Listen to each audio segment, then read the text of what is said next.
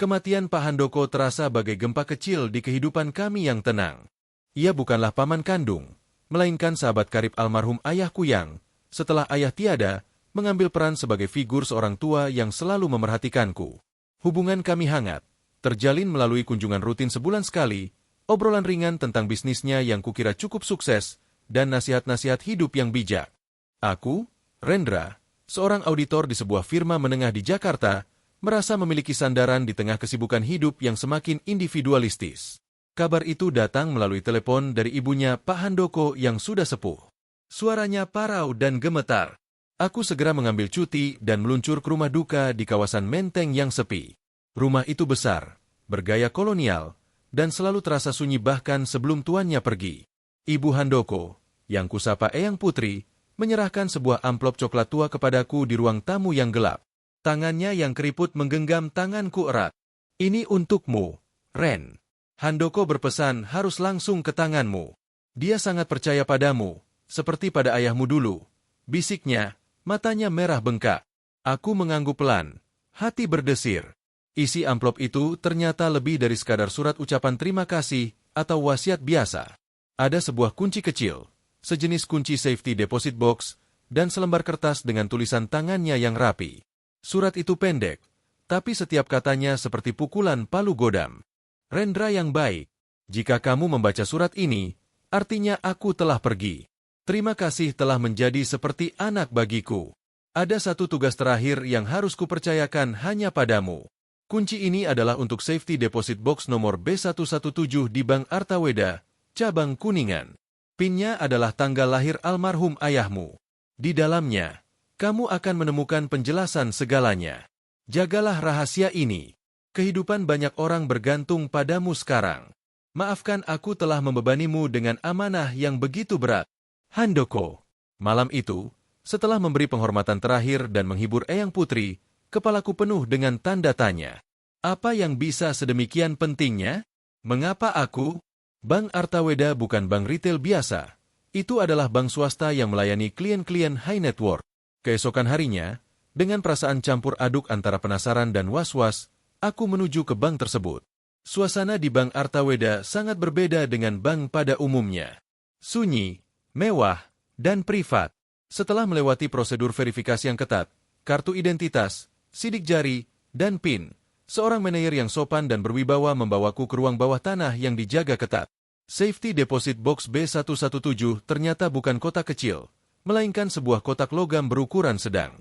Dengan tangan sedikit gemetar, kubuka kunci itu. Di dalamnya, tidak ada tumpukan uang atau emas batangan.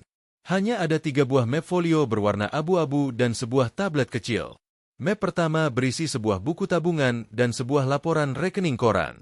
Mataku nyaris terlepas dari soketnya ketika melihat angka di dalamnya.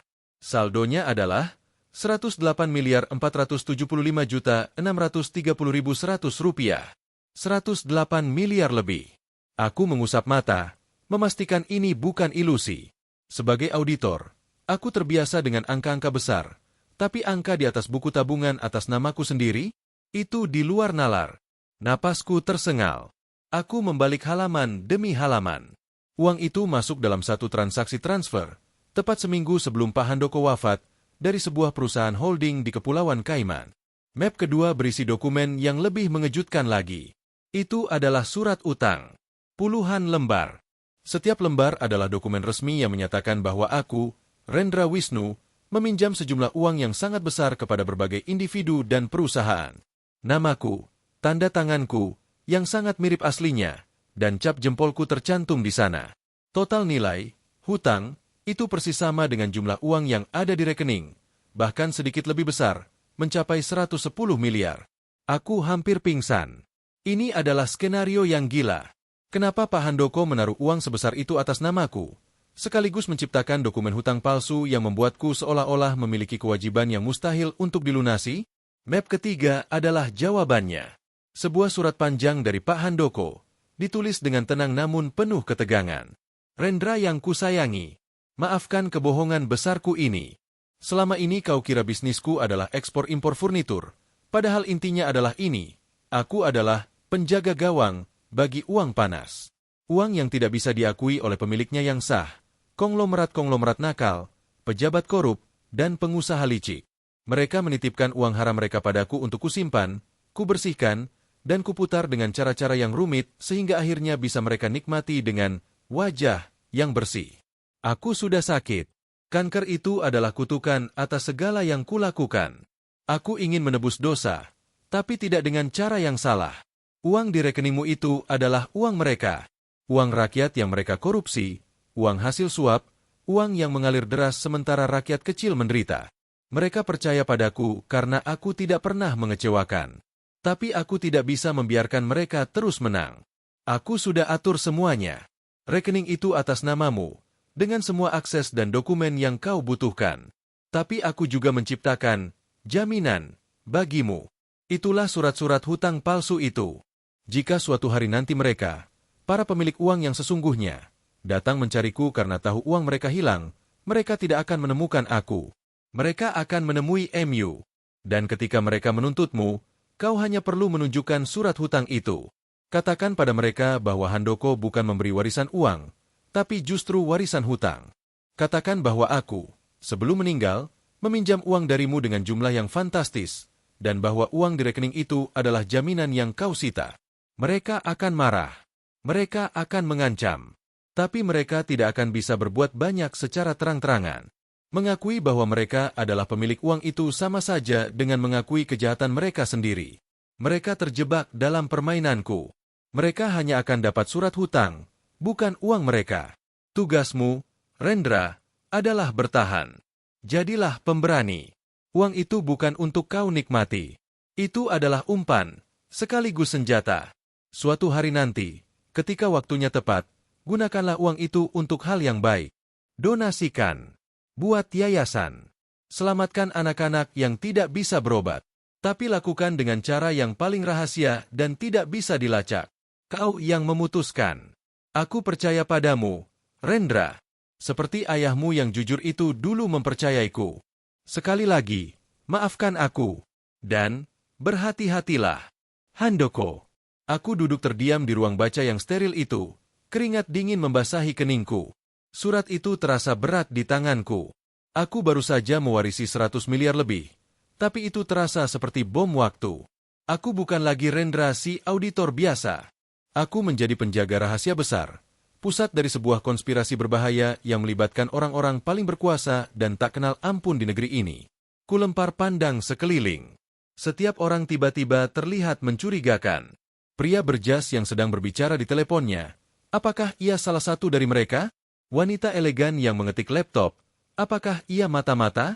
Rasa paranoid mulai menggerogoti pikiranku. Aku menyimpan semua dokumen itu ke dalam tas laptopku, merasakan beban yang luar biasa. Tablet itu adalah satu-satunya hal yang belum kubicara. Ketika kuhidupkan, ternyata itu adalah perangkat khusus yang terhubung ke sistem perbankan rekening rahasiaku. Sebuah portal dengan enkripsi tingkat tinggi. Perjalanan pulang ke apartemen kecilku terasa seperti mimpi buruk. Setiap bunyi klakson mobil membuatku terkejut. Aku mengunci pintu rapat-rapat, memasang rantai pengaman, dan menarik napas dalam-dalam. Tas laptopku terasa seperti berisi bara api. Hidupku telah berubah dalam semalam. Dari seorang pria biasa dengan cicilan apartemen dan mimpi liburan ke Bali, aku tiba-tiba menjadi seorang yang memiliki kekayaan yang bisa membeli apapun, tapi justru tidak bisa menikmatinya sedikitpun. Uang itu bukan berkah, melainkan kutukan. Senjata makan tuan. Malam itu, aku tidak bisa tidur. Pikiranku melayang kepada sosok Pak Handoko yang kalem.